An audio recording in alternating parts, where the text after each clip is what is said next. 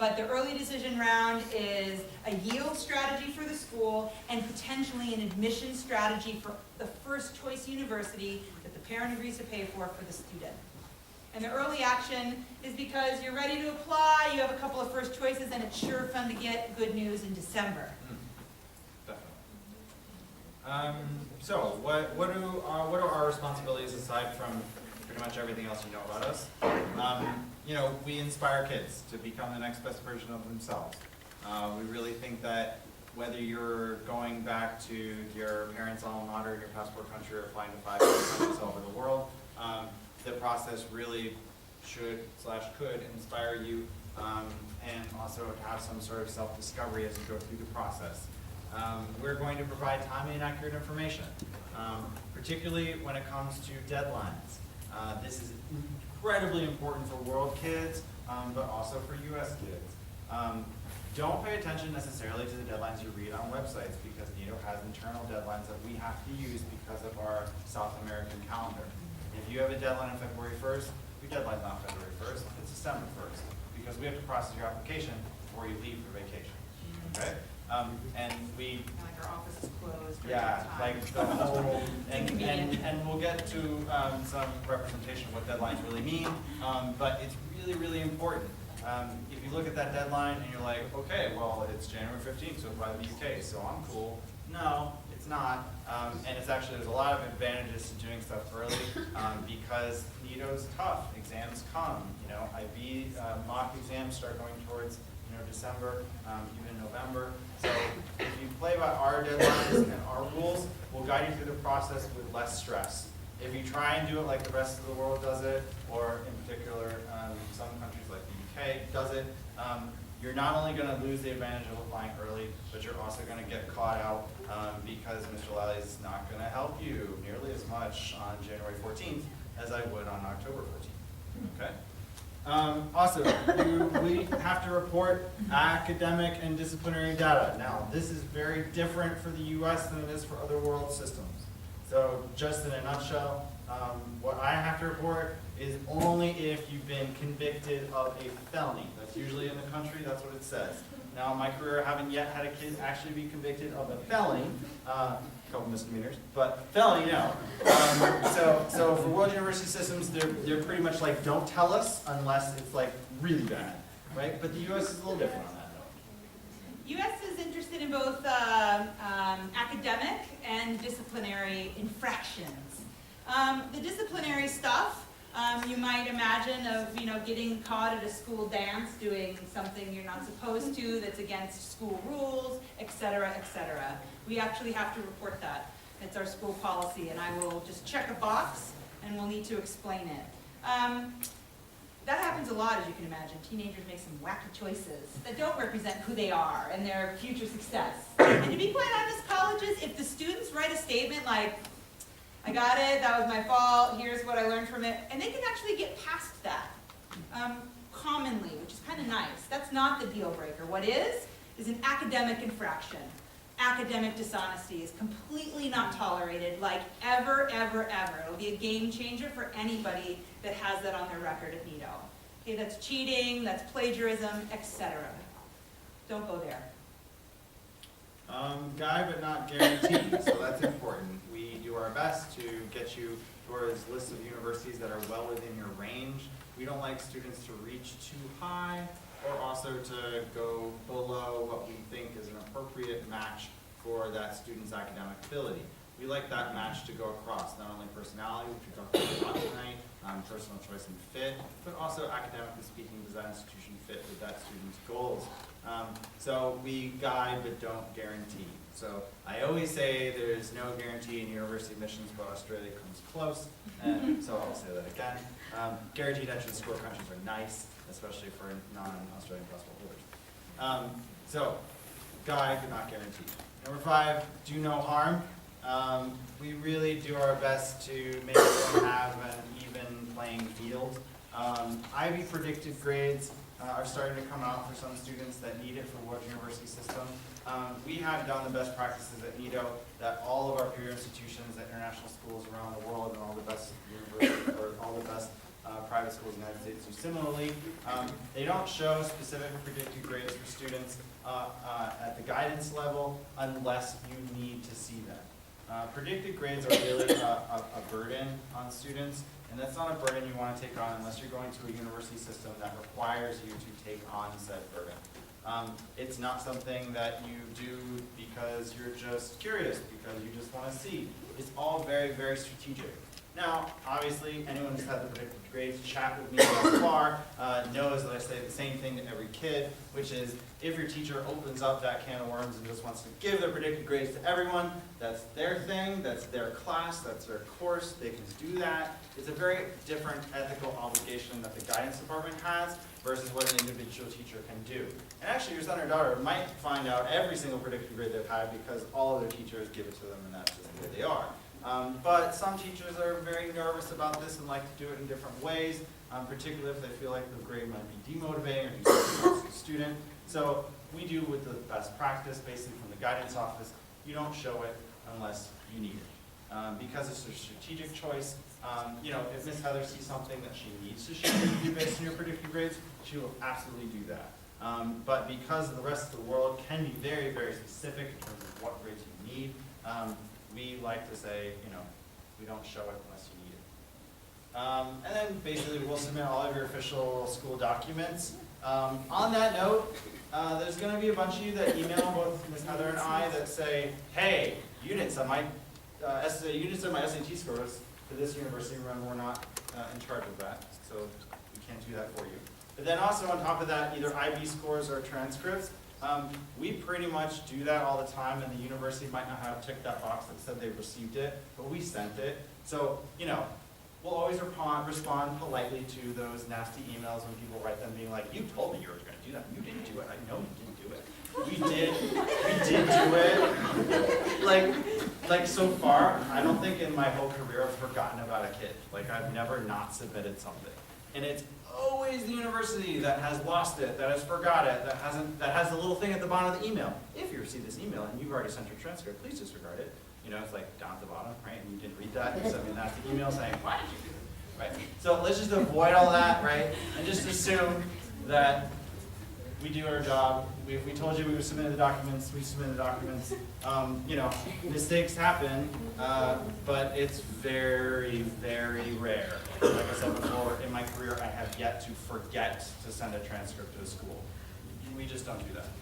If you did mark it in ambiance and didn't tell me I had to send it, that's a different story, right? So, any questions on the NITO responsibilities? Okay. So, NITO deadline. There's a couple of deadlines. As I was kind of putting this slide together, I said, I wonder how it will feel when you list them all on one slide. And it's not so bad. Coming up, really, I would say the bulk of the work, if you follow the deadlines that NITO is going to put together, you might be done with this by like the end of November. It's possible. It doesn't mean that the deadline is passed for the school, which is in January, but boy, you got your extended essay coming online, you got finals.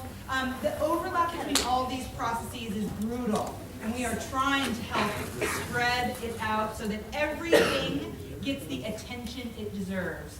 Nobody deserves to flake out on their EE and do kind of a sucky job. I really hate it when it gets to I kind of lost steam and didn't pull off that essay. I wonder if I would have gotten in if I had really poured my heart and soul into it. We're really trying to help you understand how to maximize everything that is asked of you this year, which is quite a lot. So a couple, every 1 or 2 deadlines a month. September 1 is the big one where all letters of recommendation will be requested for the U.S. bound students. Ian has a more flexible kind of approach on they need to be given a window of time in which to respond because those teachers are not writing letters on your behalf. They're sending bullet points with key qualities to Minister Lally, who will be writing that letter. Your students are working hard to both support their teacher letters of request and my request as well. So on that note about letters of recommendation, if you're doing both the U.S. and other world process, just do the U.S. I'll be in charge of changing that into another world university letter of recommendation. I do that myself. So you need to worry about it if you're going to the U.S., you're taken care of. Also keep note, if you're going to a university system, you're the U.S. letter of recommendation writing process. Use the same process that you would do for the U.S. So please make note. Outside of those two processes, Asian universities and U.S. universities, you're going to follow the board letter recommendation request process, which will come to me and I'll put you through. And that really depends upon your world university system you're applying to, so it's really an individualized thing. Yeah? Is that, sorry for the question, That's is that okay. first That's a deadline, very good question. is that first deadline to ask your teachers, or do teachers have to send them in by that deadline? That's that they have received a request and you've completed your questionnaires and you've requested that officially through Naviance. So that gives, for the earliest deadline, of which is officially November 1, you've given the teacher a respectful 8 weeks to generate your letter. I actually am upwards of now 65 letters of recommendation to write on behalf of this class. And I'm going to pour my heart and soul into everyone, but you know what, I got to start now. You can imagine there are favorite teachers that get some, not nearly that many, but a pile, and if you give them a respect, you cannot request a letter of recommendation and say, it's due next week. They should say no, because that does not respect their time. I'm asking you to give them 8 weeks, and they can look at the list, who has an early deadline, how does it fit with their teaching. They do this in their free time, in the middle of the night. They're writing on your behalf. So this is really just respectful. So everybody's going to be ready to go. That is only to ensure that you're going to get the strongest letter possible. So you'll make sure that they send it to you and that they won't forget? Oh yes, I read every letter before it gets sent on behalf of your student as a part of their application. Okay. Yeah, we make sure that things don't get said that don't need to be said. So then again, NITO deadlines is important. October 1 is a deadline I've set because of something that happened last year. For those students interested in the early application deadline, those are November 1 or November 15 almost universally. That'll be the next slide. I got an email on Halloween, October 31st. Halloween isn't so big here. Someone asked if they could apply early decision to University of Pennsylvania. And if I would have something ready, and if I would sign the agreement. Can we just pull that off? Because I just kind of got inspired about it. Nope, The answer was no. can't do it. Okay? Because we didn't meet, I had never talked to their parents about this. I actually had no idea where this idea came from the student. It was totally not in the plan. Those kinds of like inspirations in the middle of the night are generally not a good idea. And I won't do it.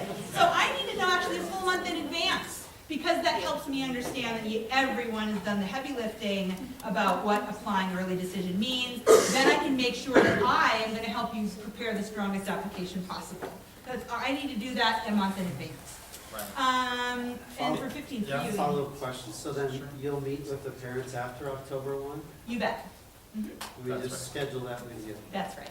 Yeah, and if you don't, she'll schedule it with you. We'll find out. Because you've been flagged as ED and we need to do that. Yeah. So October 15th, anyone who's applying to Oxford, Cambridge, or other UK universities that would require you to be October 15th, that's only programs in the medical sciences, vet sciences, optometry. That's a hard deadline, October 15th. So all of you will be working towards that deadline for UK specialized programs.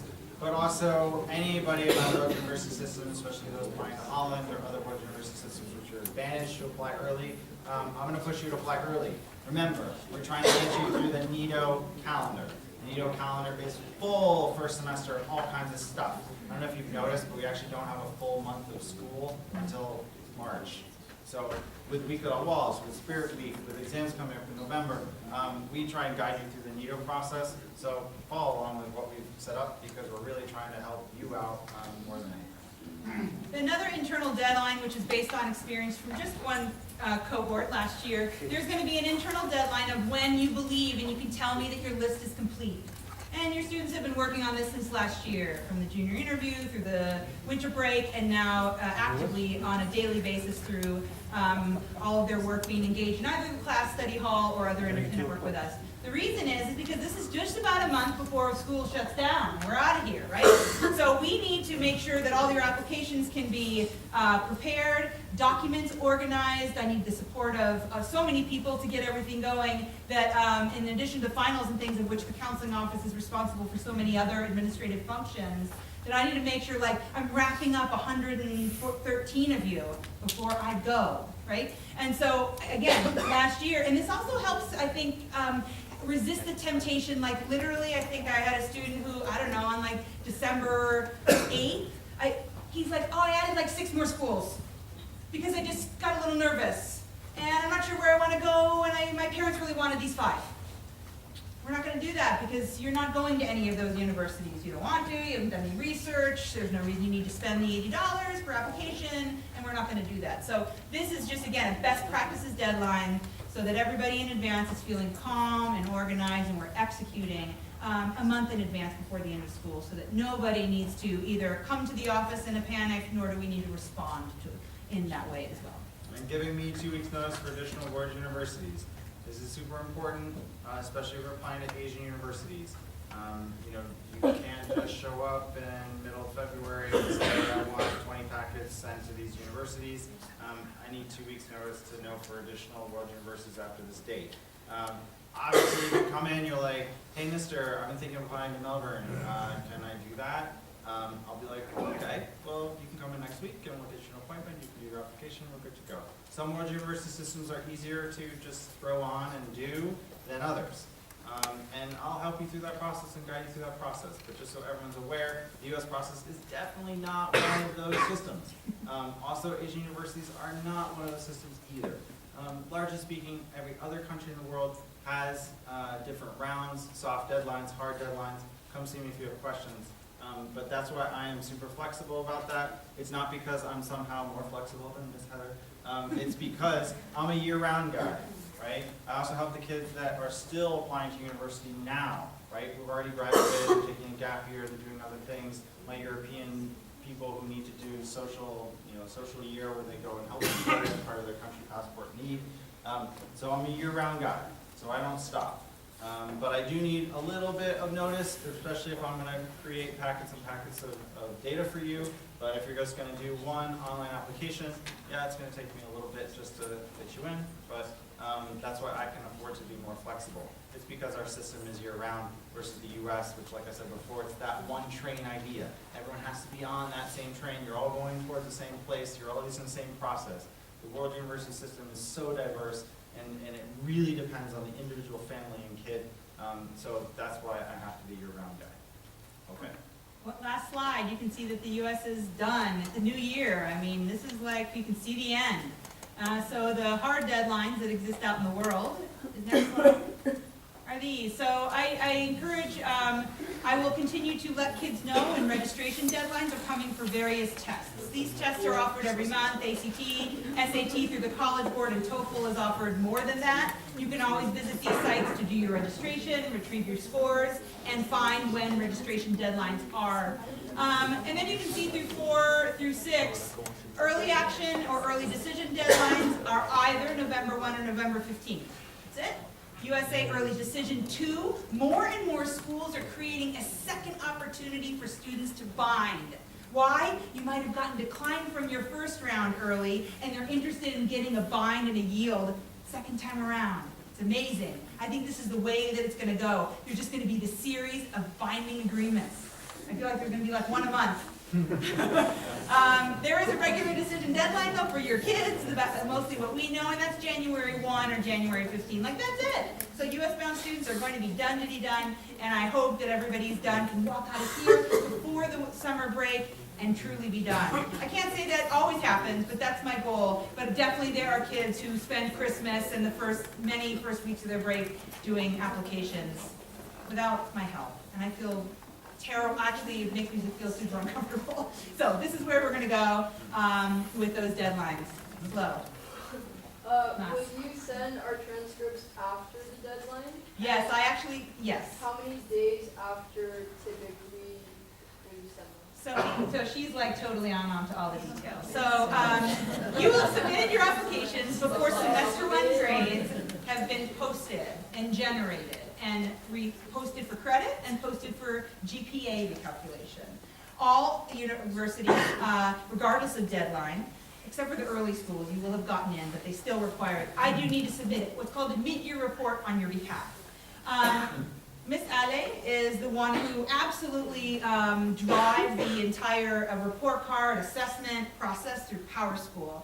So she has a couple of things to do. Most immediately is to go through teacher comments, verifications, report card generation, and then transcripts. There is no deadline for this mid-year report, surprisingly, because schools all over the world end their first semester a variety of times, any time between December and February.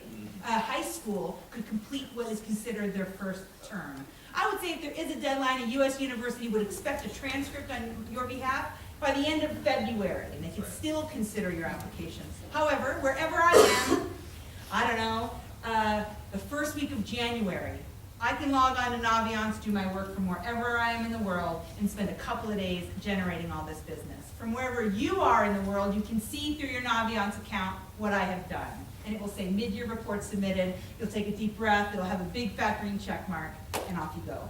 The green check mark's the one that's important. Remember, Yeah. that automatically generated email that says, if It's you're not receiving important. this email, you may not get into college because we haven't received a transcript. And at the bottom will say, ignore this email if you have Naviance or other systems that have shown that your transcript has already been sent.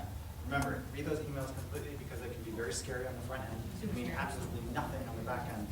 If you see it in Naviance as a green check, we've done it. We've sent it. It's done, right? It's electronic. These things go there and they're received. In fact, they may be sitting in their inbox and the university hasn't clicked the receive button yet. Or sometimes they go to the tech office and the tech office has to download them to the admissions office. So, you know, if you have that check in your Naviance, you know that we've sent it. Yeah, I will lay out all kind of the to-dos, the timeline, et cetera, before we all close up and head out of here. Everybody will feel pretty comfortable about what's ahead, how to get in touch with me. I am available from wherever at any time. So I do that on your behalf, thanks, Lil. And then deadlines, see Mr. Lau. Okay. This is it. So, a picture is worth 1,000 words, right? So, this is what I look like when I leave Santiago. You see there's the PDF up there? So, the Miss Heather looks very similar to this, as do all of your teachers. Comes with less stuff. Perhaps, maybe, I don't know. Yeah, times one child. Yeah, times one child, I'm times two. One car seat. Yeah, right, I got 2 car seats. And this is me outgoing, right? So this is me going in, as you can see, we're in summer wear, right? So it's nice December, right? December day. And you know what? We do our best, teachers do our best to help you when we look like this, okay? But you don't want this guy helping you, right? You want this guy helping you. This guy's got this little guy, right? And he's going to distract me a lot, right? Even if I'm trying to help you. I'll be like, hold on, I'm helping this kid, right? You don't want that, right? You want this Mr. Lally, the calm, collected Mr. Lally, right? Who has slept in his own bed last night, as opposed to this Mr. Lally, who's about to spend a month in 3 different places, right? In usually 2 or 3 different continents, depending upon who your teacher is, right? Don't just send an email and say, oh, could you maybe please do this for me, right? Okay, we all look like this, right? We're all not sleeping in our own beds, right? We're all stressed, right? We do our best to help kids, but honestly, please, have the teachers you know and love, the way we look now, the way we look today, help you. Don't have this guy help you, right? Not saying he's not gonna help you and do a very good job at it. I help kids out very much when I'm on vacation if I need to, if there's an emergency. But you don't want to be submitting stuff to me when I'm like that. Not good, right? Okay. So thank you all very much for coming to the presentation, the wide presentation.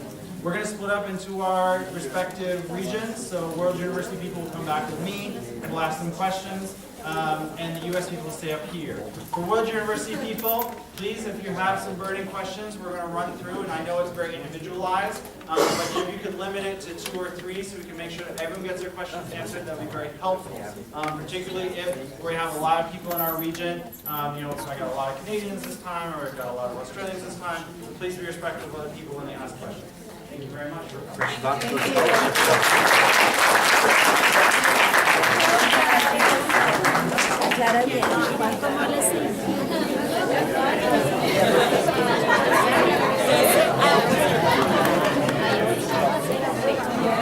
There's time for a Q&A. I don't know. I don't have any questions. I already asked.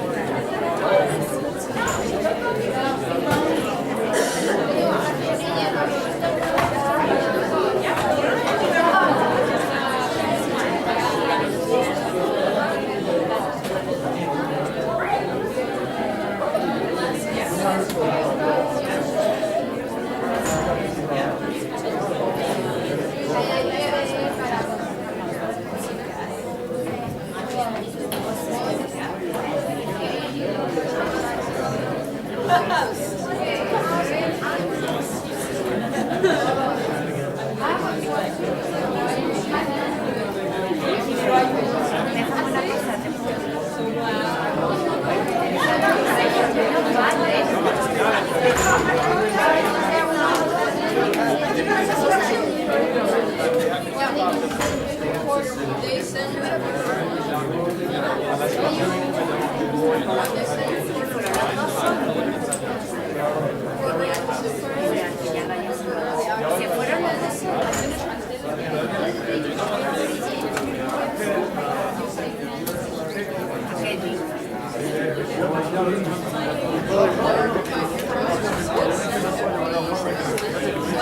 Se organiza es que Lars no ha puesto.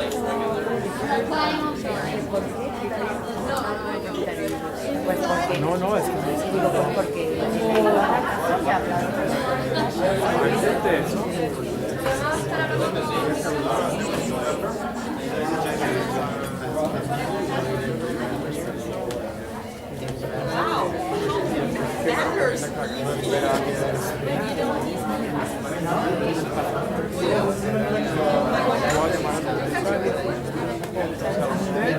Espera que yo regrese a la cualificación de periódico.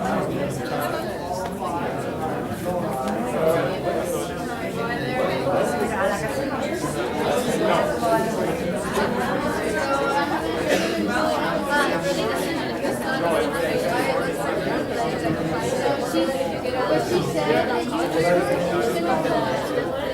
and then after that,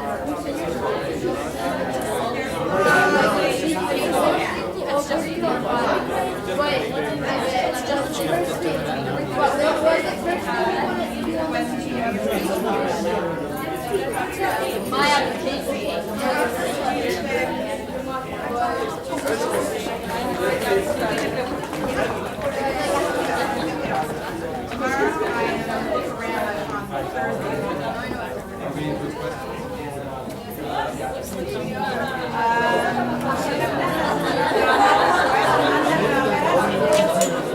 ¿ves por qué ellos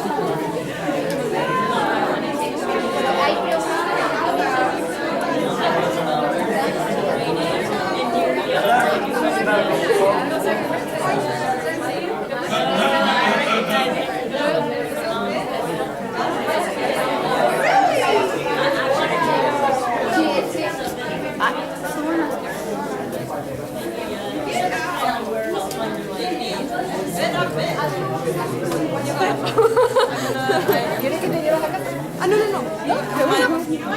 No, I'm not getting a car with you driving.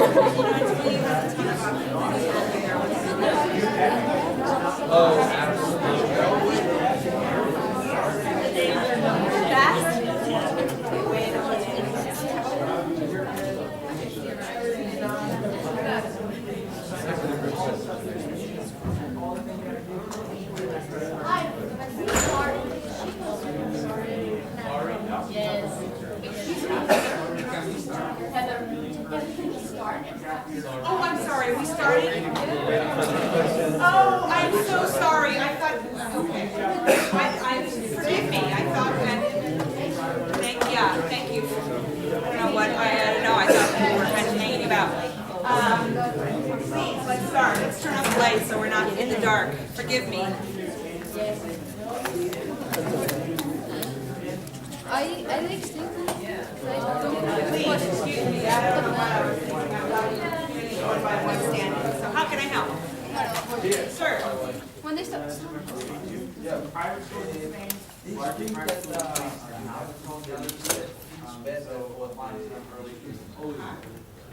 Most Netherlands and European are not together to apply for really need to get Because it's a quite a short sentence. a lot of ones offer a lot Before of us, particularly European. Yeah, so how you can help me actually develop the research is to complete your parent questionnaire. that I think was sent out at the middle part of last semester. And it asks all kinds of questions to help me get to know your child better, in only the way that you know them.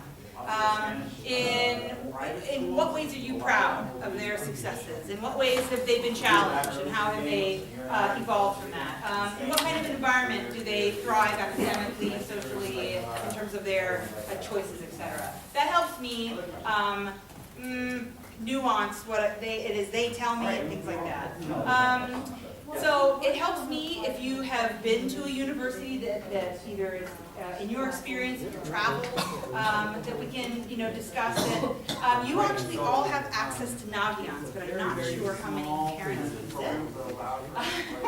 I think it's Really helpful. and so you can actually be involved in the list development and throw some schools on there that you would like me to kind of consider, put in the mix, discuss. I'm curious as to maybe why you put them on and put that in the pool. Is to look at the list, get a sense of is your student a good academic match. But I don't know. I mean, I think in terms of fit, you can talk about geographic region. You can talk about financial fit. I very much go on.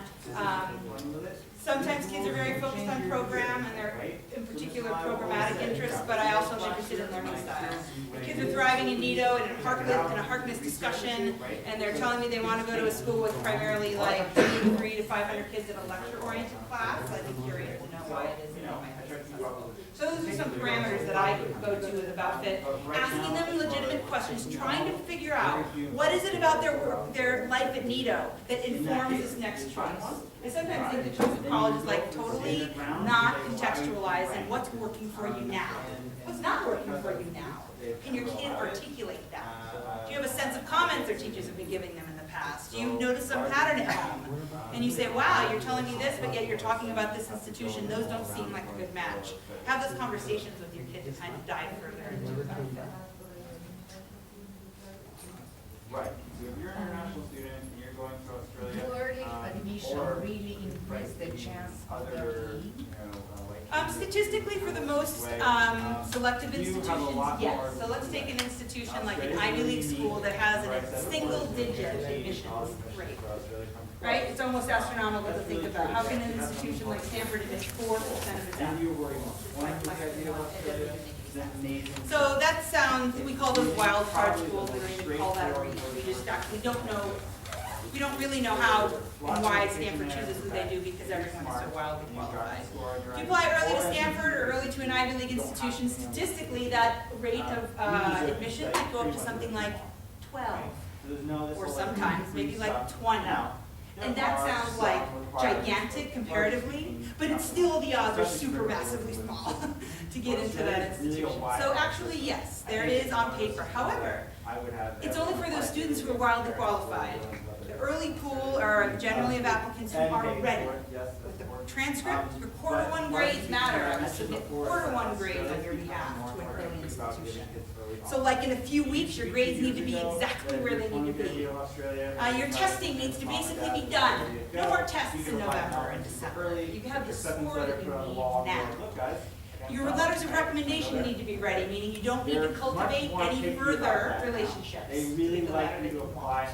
So if all that being said, it can potentially benefit the student, but you're still talking about very high levels. Every action is different. Every action does not mean that you have Can apply for no a semester chance for Australia. Generally not. Actually, the data don't bear that out. Admission is not every action. Correct. You know why? Because it's not a yield for the institution. And the early action pool is a bit more diversified. It's any kid who wants to indicate preference, but they don't need to necessarily go. They haven't committed to the early round. So actually, data-wise, early action does not confer an admissions advantage to the applicant. No problem. It doesn't mean that you're more likely to Sorry, get in or less likely to get in. Australia, if you're you not are Australia, deferred you in have early more action, or less what's called a guaranteed entrance does score. the university take Remember, that was recommendation. toma en consideración que si puede defer, toman en consideración que estudió con early action. So the regular round is entrance. In the regular, if you were deferred in the regular rounds? And the So here are a couple of, so admissions you come in to apply again. Your application just Correct, rolls. that's correct. So here's what can happen in the early round. From an early decision, However, for my generally there are 3 decisions: an admit, a deny, which means you're done, you can't reapply in the regular rounds. They just said, we don't need to know more about you, you're not a good fit. Or there is a deferral, which means they will automatically roll your application to the regular pool with a far larger number of applicants. They're waiting to see more grades perhaps, more tests perhaps, more activity development perhaps, a statement by you about why you might be a good fit. What's that? I'm like, okay. They're waiting to see something more. You know, I so really it may wish sound like something deferrals didn't straightforward. exist. Oh, don't worry It's a about it. very You need to- terrible position to put a Really, we student. gotta translate this whole How thing. can you possibly be better than you already are? I mean, It really. really helps to do those They defer students who have exceptional grades, high test scores. Like, what else are they gonna do? So to me, the writing is on the wall. If you're deferred, I encourage kids to move on. You may keep your application active, but I would like for you to invest in something else. Getting out of the regular rounds after a deferral, the odds are very low. If they didn't like you the first time, they will likely not like you the second time. That's hard news. That's also the same with a wait list. A wait list to me is a polite decline. A wait list says after the regular round, they don't want to see anymore, they're done with reviewing your file, but they didn't see that you were a strong enough fit to get a for sure spot. They put you on a list with hundreds, if not thousands of other kids in this thing called a waiting pool. It's not a list at all. You're not ranked. They're just waiting to see who actually did enroll, and then fill the spots based on geography or ethnicity or athletics or talents, whatever, mostly full pay. If anybody needs financial support, you're never getting off the wait list because the money is gone. So there's all those kinds of things. So wait lists are also something I don't encourage kids to get invested in. Move on to someone who loves you straight up. But there can be an admit deferral or a denial. Some institutions, though, will either admit or deny from the early rounds, which I think is a gift. So kids can move on to whatever it is they need to do. The more they have for arguments about. It has all the prerequisites to go for earlier I know our students grades. prefer to have those things up front. But for Australian universities, I always say February, that you're good for a calendar year. Would Another there thing, be a just get reason, out there, and if the kid is applying for either a, in world university need systems like basis, Europe or would there Australia or be Canada, any if reason you're for the not kid a not first country return to do kid, an early action? you just need to be No, they careful actually, when you they, you know, apply an early for. decision is just what you to avoid. Schools can be stingy with early decision because they know you're coming anyway. So they don't have to be as generous as you might need them to be. But early action, they can give you an award, and you actually can ask them to increase that award later on. You can wait to see other offers you have in the regular rounds. Their offer still stands, but you have a long time to play it against other admission options. But they give this, the need and scholarship packages are available at all the different admissions. Now, in the end. But they tend to not give away as much money in the early You rounds. wanna defer. They are a little bit pricklier than they used to be, So but it's still you okay. were saying that Australia now maybe just if you changed the apply rules and for said actually you have to reapply. money help, Now that's it would sitting be down better again. not to do an early action. You might get. No, it's about, I just would not advise a family who needs money to do early decision. The early action round or the regular rounds to me are about this, would be equivalent for folks that need need-based Hey, supports. sir, I wanna redo my application for Australia. But I would say that it's actually encourages kids who are ready to get it done. It's actually quite fun for them to get admissions decisions before you leave school. For some kids, they just need like, I'm going to college somewhere. I don't have to just go here, but I have an option to do that. So sometimes at least one early application and early action one is good for everyone. What if Yeah, they you're wanna not know planning how well many to go professors they to can hire, whether they're gonna meet their budgetary you constraints, want to see your predicted all that scores stuff. because you don't think And you're so going they're to be really, it's motivated important for to classes, more and you like target to send when them, you're actually gonna sort go. of show them. And it's Can amazing, you a lot do of that? parents think, you know, if you're going towards what's. I will send them on your behalf, and I will tell you that you're kind of in the range, but, no. Correct. You can ask your teachers if you'd like to see them, but I will not be sharing them just to motivate you. But I'll let you know, the predicted grades in US application can serve as yet another data point to tell them what they already know. based on your grades and test scores. It's just another external measurement of your success in school. But they do not admit based on predicted grades, nor do they conditionally admit based on some performance on the exams. So I'm not gonna burden you with that entire list of things, but I'll let you know if they make sense relative to your GPA and scores in your courses themselves. And I do explain them or reveal the ones that help you in my letter of recommendation. Yes, there's lots So of you will send volunteer them for free. opportunities. So don't be scared of the gap year Correct. plans.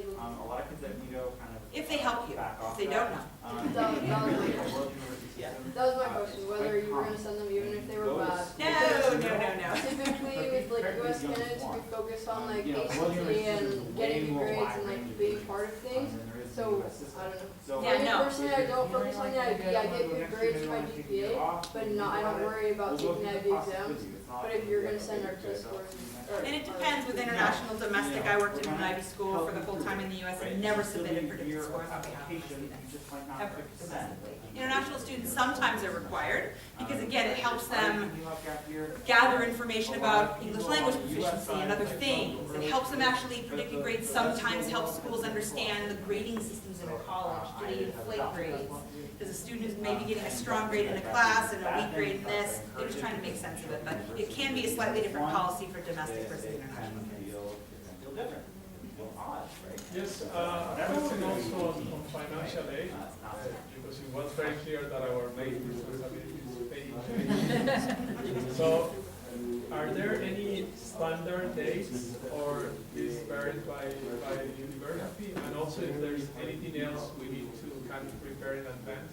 Yes, I'll be just at the beginning and quick end of actually just doing a quick survey of who is going to be interested in pursuing financial aid. And then I'm going to run a workshop to fill out basically the 2 forms that international candidates need to, and then support domestic candidates who are have access to federal money from the U.S. So there are 2 forms that you generally need to fill out for need-based aid.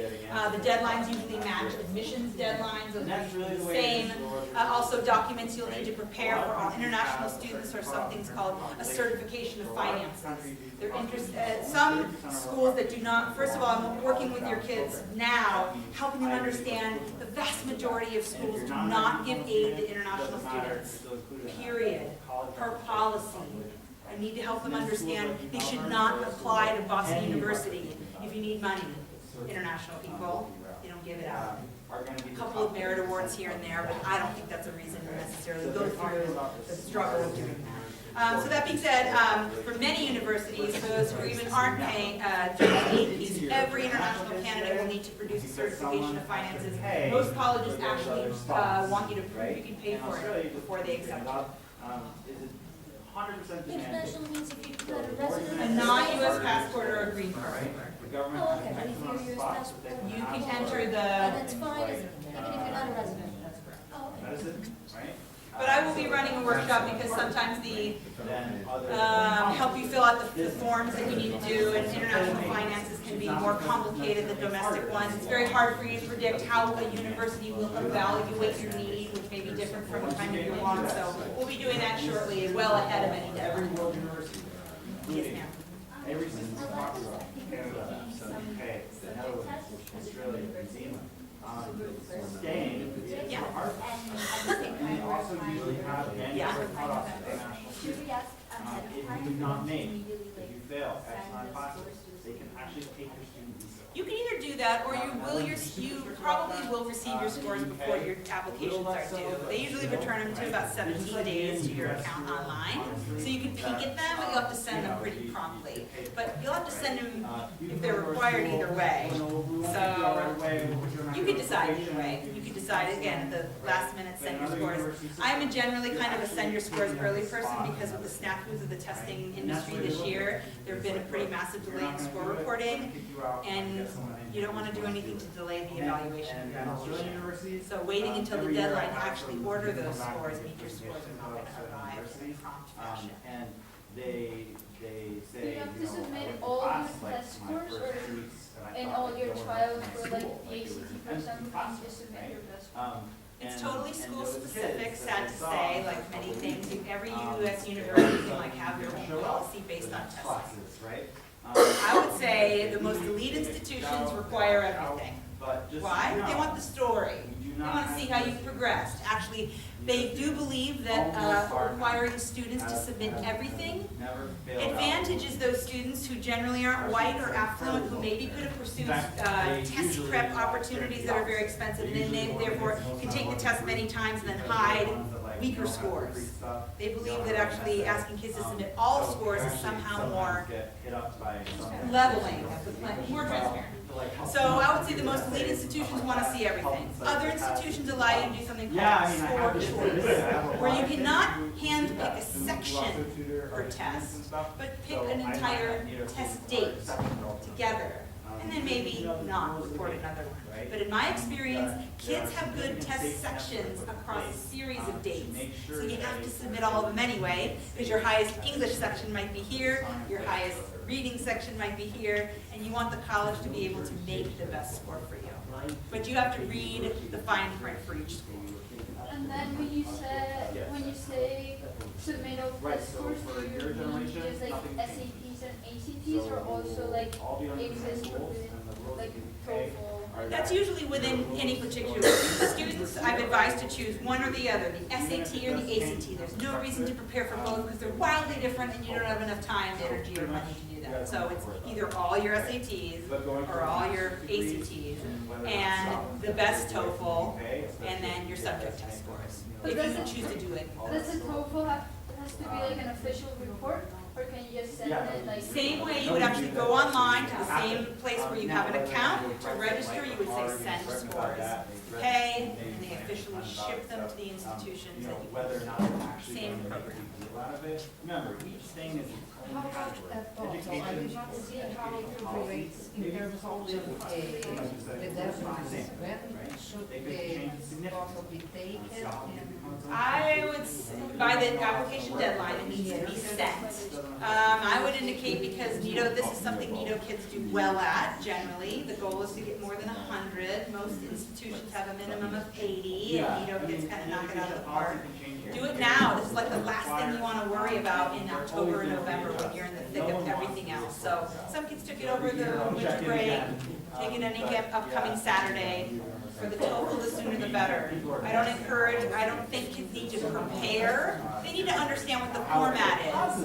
4 sections, speaking, reading, writing, etc. You know what to expect, take the test.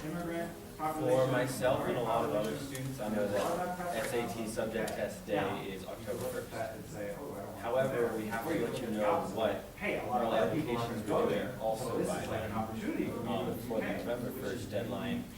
So if we don't perform well, but want to send them like how, Yeah, it's a really real. like set up, because we need to let you know if we're applying early or not, but we don't know what scores we have. So like there's an opportunity to take those tests again at the beginning of November. Not for your early schools. Yeah, I know, but like, if we tell you you're applying early, but then don't get the schools we want, the scores we want, like, can we drop out of like? Sure, everything is super dynamic. I would like to know more information than less. So you certainly can make this commitment, and we can certainly look at scores as they come, and nothing is official, but I would prefer that situation versus someone on Halloween telling me, oh, I want to apply ED in 3 hours. So of course, there's no, this is like, a soft agreement in order to better serve anyone. So if there's a question mark, and if you think your SAT 2 scores are going to make or break your ED application, we can talk about it. Let's just see that. Your intention, given all things being equal, let's move forward with So it's whatever. better to do that because also the process of. So yeah, of course, I'm not going to force you to do something else not to your advantage. Yeah. How would we send all of our scores? Because in the Common App, it asks us like what was our score in this section and the date. So would you do it through ACT and send them all of them? Yes. At the moment. So I was talking about the Common App actually lets you super score. Basically present your best section in any test that you're talking about. You need to tell the score you got and the test date in which you achieved it. Then they expect to get that official score report from the testing institution that corresponds to that. But there's a. So would you super score in your Common App or? Yeah. Okay. You bet. And then they'll see like, okay. That's right. They'll say, oh, this is a combination of 2 or 3 or more test dates. I hope it's not more than 3. I am not advocating ultimate testing to get a better score. There is a law of diminishing returns, test fatigue.